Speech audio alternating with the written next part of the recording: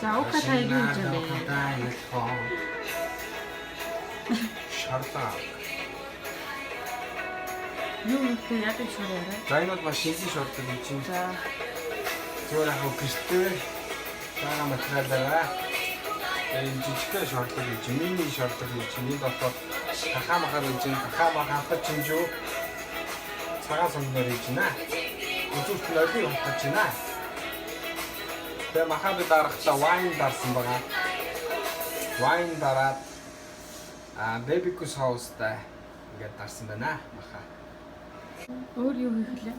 Өөр одоо би сүүн шүлийн тэгээд жижиг мини хоолууд хийнэ өнөөдөр одоо фингер фудууд их байна өнөөдөр.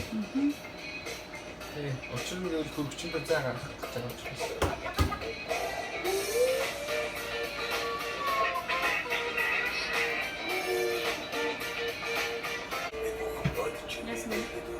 Наадмын хичээлээ чигтэй болж байна. Наадмын туршлагатай холбоотой хийж байна.